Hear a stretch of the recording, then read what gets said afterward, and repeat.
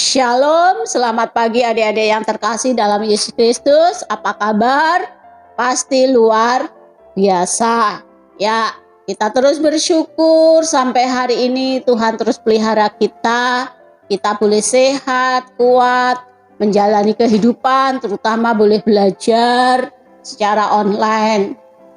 Mari kita akan berdoa sebelum kita belajar firman Tuhan. Kita berdoa, lipat tangan, tutup matanya. Tuhan Yesus, pagi hari ini kami bersyukur karena pemeliharaan Tuhan nyata. Kami boleh ada sebagaimana kami ada hingga hari ini, semua karena pertolongan dan berkat Tuhan. Saat ini Tuhan, kami bersama-sama mau belajar firman-Mu. Biarlah Roh Kudus Tuhan sendiri yang akan menolong dan menjadikan kami mengerti atas firman-Mu. Di dalam nama Tuhan kami Yesus Kristus kami bersyukur dan berdoa. Haleluya. Amin. Mari kita buka Alkitabnya bersama-sama. Di dalam kitab Efesus pasal yang pertama ayat 13 dan 14. Efesus pasal pertama ayat 13 dan 14. Ayat 13 hafalan kelas 3 sampai kelas 6. Ayat 14 hafalan kelas 1 dan kelas 2. Demikian firman Tuhan. Di dalam Dia kamu juga, karena kamu telah mendengar firman kebenaran, yaitu Injil keselamatanmu, di dalam Dia kamu juga, ketika kamu percaya, dimeteraikan dengan Roh Kudus yang dijanjikannya itu. Dan Roh Kudus itu adalah jaminan bagian kita sampai kita memperoleh seluruhnya, yaitu penebusan yang menjadikan kita milik Allah untuk memuji kemuliaannya.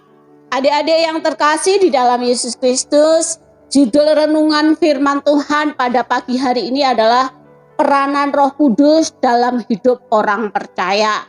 Sekali lagi, peranan Roh Kudus dalam hidup orang percaya.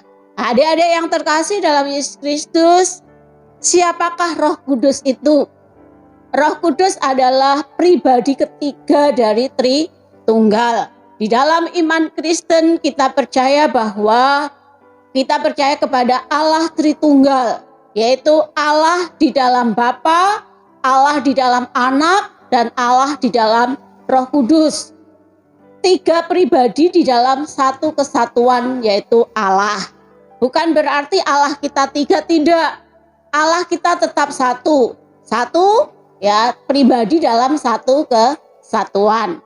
Nah, kita sudah belajar pada waktu Allah menciptakan langit dan bumi, Allah Bapa, Allah Anak, dan Allah Roh Kudus semua berperan menciptakan langit dan bumi. Kalau kita kembali kepada Kejadian pasal 1, ketika Allah Bapa menciptakan dunia ini, Roh Allah melayang-layang, ya. Roh Allah melayang-layang itulah Roh Kudus. Ketika Allah menciptakan manusia, Allah berkata, marilah kita menciptakan manusia menurut gambar kita. Kata kita di sana menunjuk bahwa itulah Allah Bapa, Allah Anak, dan Allah Roh Kudus. Jadi Allah Roh Kudus ikut ambil bagian dalam penciptaan. Nah, adik-adik yang terkasih, kita kemarin sudah belajar bahwa keselamatan itu berasal dari Allah. Yang merencanakan keselamatan itu adalah Allah Bapa, yang keselamatan itu diberikan kepada manusia harus melalui Allah Anak, yaitu Roh Allah Anak, yaitu Yesus Kristus. Nah, firman Tuhan tadi dikatakan ketika kita mendengarkan firman Tuhan, ketika kita menerima Kristus sebagai Tuhan dan Juru Selamat, Allah memeteraikan kita dengan Roh Kudus. Apa itu meterai? Meterai itu cap.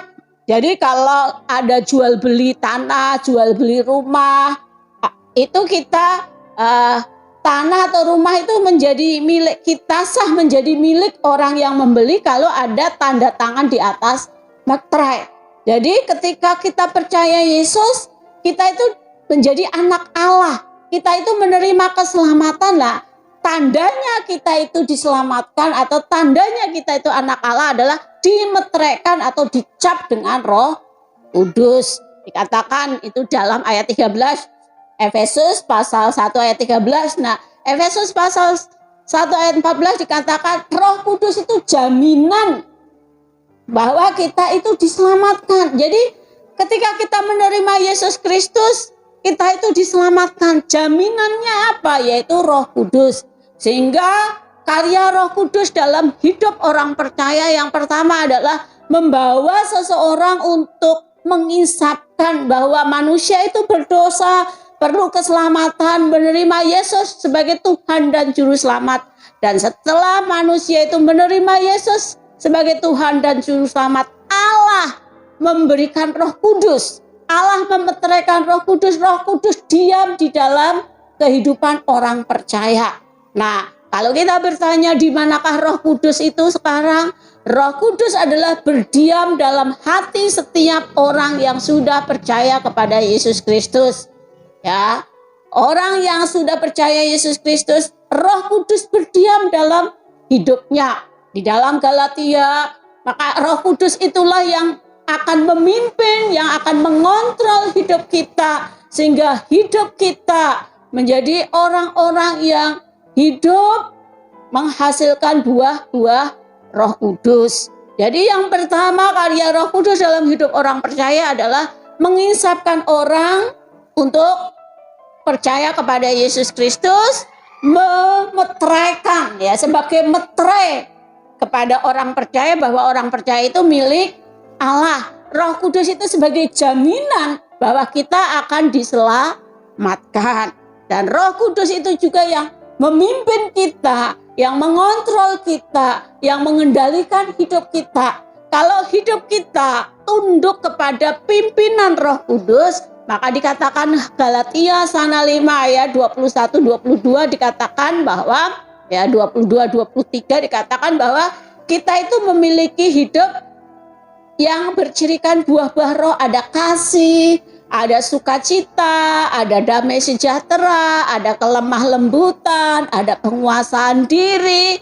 Jadi orang yang hidupnya dipimpin oleh Roh Kudus, dia selalu penuh kasih, selalu penuh kelembutan, selalu damai sejahtera, tidak khawatir. Karena apa? Ketika dia mengalami masalah, dia tidak khawatir, dia tidak takut. Karena apa? Dikatakan di dalam Roma 8, Roh Kudus itulah yang membantu kita, yang menolong kita mengungkapkan isi hati kita kepada Tuhan. Jadi kalau kita karena beban berat kita, karena masalah yang sangat berat, maka kita berdoa tidak bisa mengucapkan kata-kata, Roh Kudus yang akan menolong kita untuk dapat mengucapkan kata-kata itu. Nah, adik-adik yang terkasih dalam Yesus Kristus, betapa luar biasanya. Jadi ketika seseorang menerima Kristus sebagai Tuhan dan Juru Selamat, dia tidak sendiri. Sekalipun orang lain tidak mengerti kita, keluarga tidak mengerti kita, orang tua tidak mengerti kita, tetapi Tuhan sangat peduli kepada kita, sehingga Dia memberikan Roh Kudus-Nya. Sehingga dengan Roh Kudus kita mampu menghadapi setiap kehidupan.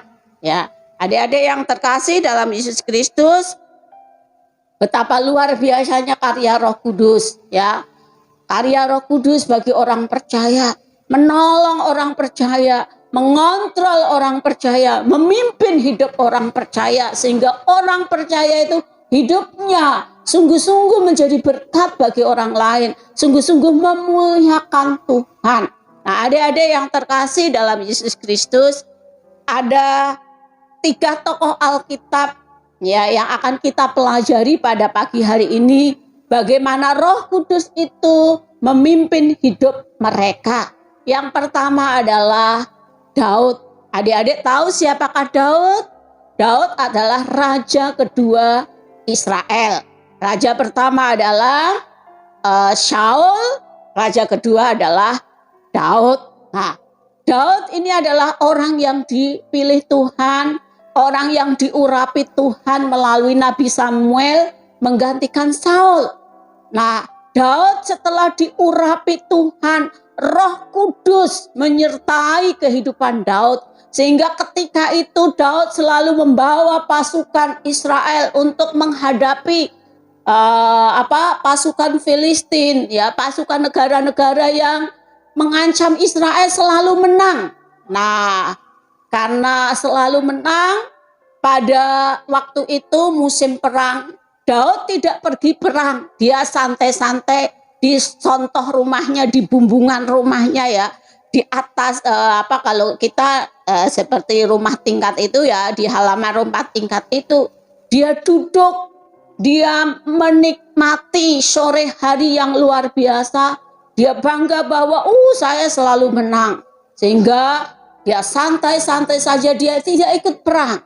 Nah, ketika dia santai-santai itulah dia melihat seorang wanita cantik, ya, seorang wanita cantik namanya Batseba, ya, Batseba. Karena wanita itu sangat cantik, sangat menarik, akhirnya Daud tertarik dan menyuruh pengawalnya, ayo coba itu siapa itu, bawa kemari. Akhirnya Batseba dibawa ke istana, ya. Pada akhirnya Batseba mengandung seorang anak laki-laki, ya. Ketika Batseba pulang ke rumahnya dan mengandung seorang anak laki-laki, dia memberitahukan kepada Daud bahwa, ya, memberitahukan melalui orang kepada Daud bahwa dirinya hamil.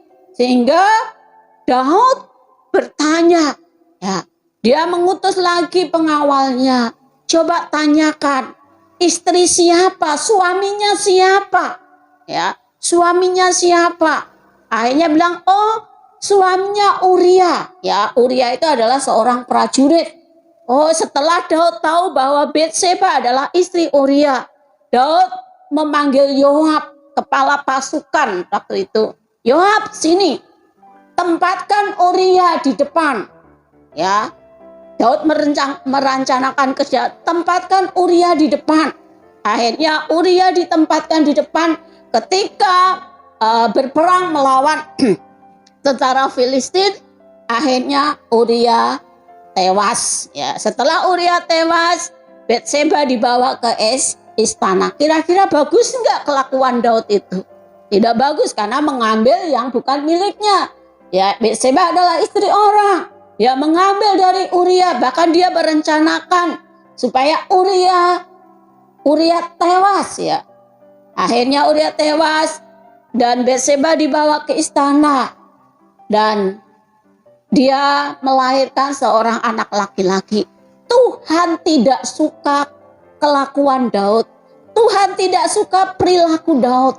Sehingga Tuhan mengutus Nabi Nathan untuk menegur Daud.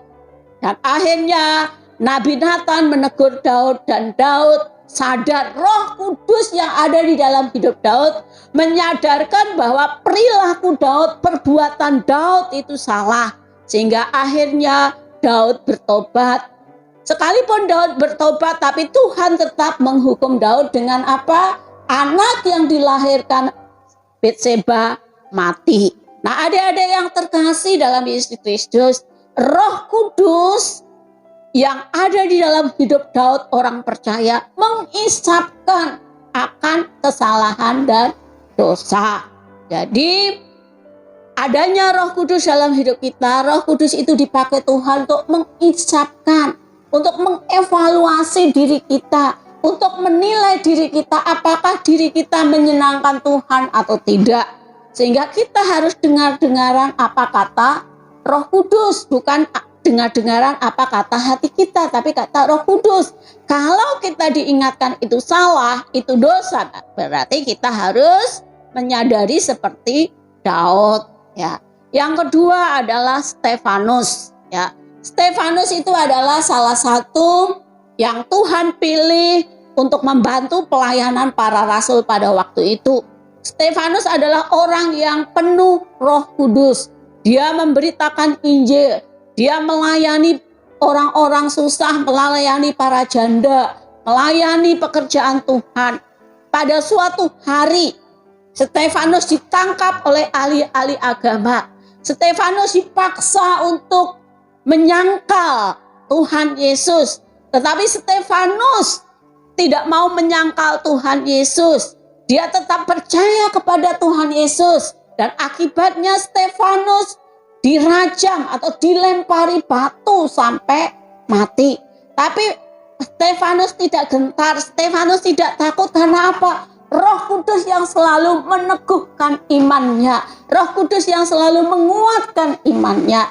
Jadi Stefanus tidak takut. Pada akhirnya sampai ketika dia mau mati, Tuhan melihat, ya Tuhan melihat dari surga. Ya Tuhan Yesus berdiri di sebelah kanan Allah Bapa melihat Stefanus, dan akhirnya Stefanus berkata, terimalah rohku Tuhan.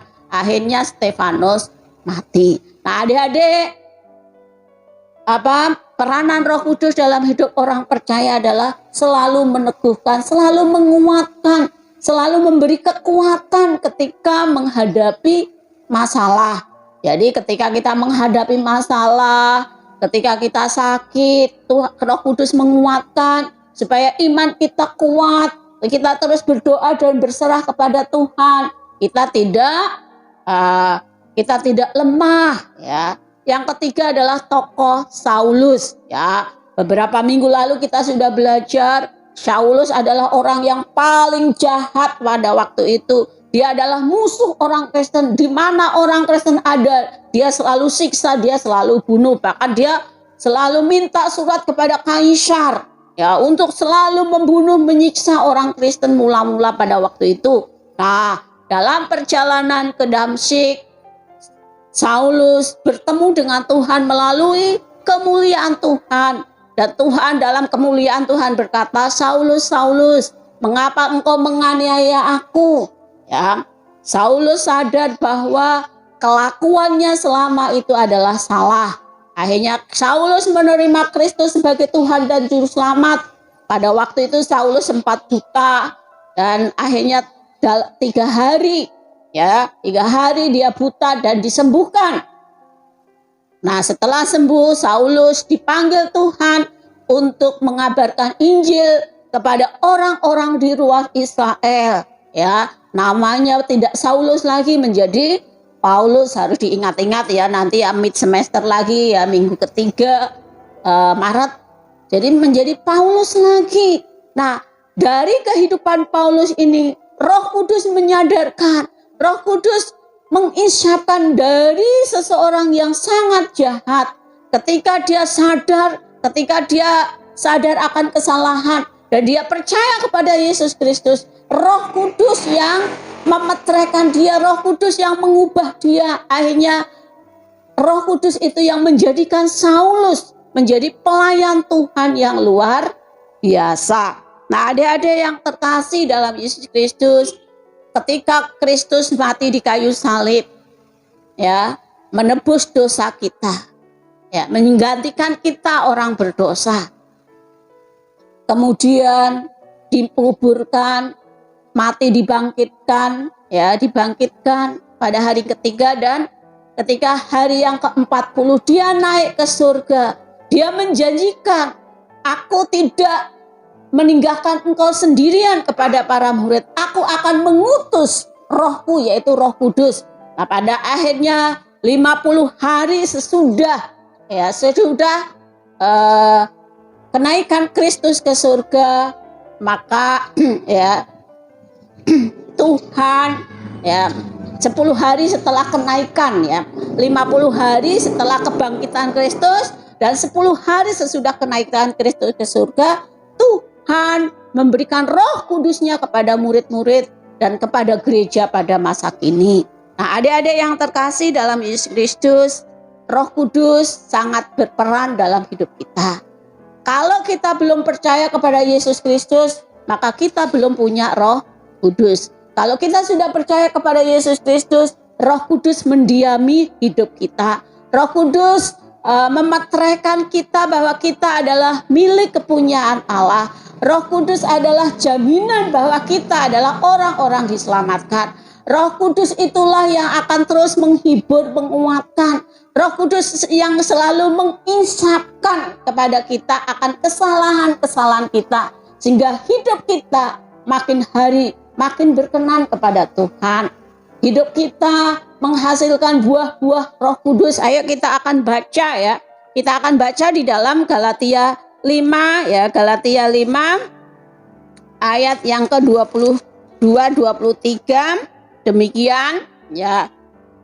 Tetapi buah roh ialah kasih, yang kedua sukacita, yang ketiga damai sejahtera, yang keempat kesabaran, yang kelima kemurahan, yang keenam kebaikan, yang ketujuh kesetiaan, dan yang kedelapan kelemah lembutan dan penguasaan diri. Ada 9 buah roh ya, kasih, sukacita, damai sejahtera dan sebagainya. Nah, hiduplah kita sebagai anak-anak Tuhan, kita percaya Roh Kudus ada dalam hidup kita. Kita tidak sendirian. Maka kita terus, hidup kita terus mau dikontrol dan dikuatkan, diteguhkan oleh Roh Kudus. Mari kita berdoa. Tuhan Yesus, terima kasih. Kami sudah diselamatkan oleh Tuhan. Dosa kami sudah Tuhan gantikan di kayu salib. Dan ketika kami percaya kepada Yesus, Tuhan memeteraikan kami dengan Roh Kudus-Mu. Roh Kudus-Mu itulah yang mendiami hati kami. Roh Kudus-Mu itulah yang menjadi jaminan keselamatan atas hidup kami. Roh Kudus-Mu itulah yang selalu mengontrol, memimpin hidup kami, sehingga selalu menginsapkan hidup kami untuk terus hidup mengasihi Tuhan, untuk hidup menjadi berkat bagi banyak orang, sehingga 9 buah roh kasih, sukacita, damai sejahtera, kelemah lembutan, kesabaran, kebaikan, penguasaan diri itu ada pada kami. Tuhan memberkati studi kami, Tuhan memberkati orang tua kami, Tuhan memberkati kesehatan kami, sehingga hidup kami sungguh-sungguh terus dipimpin oleh Roh Kudus Tuhan. Di dalam nama Tuhan kami Yesus Kristus, kami berdoa dan bersyukur. Haleluya. Amin.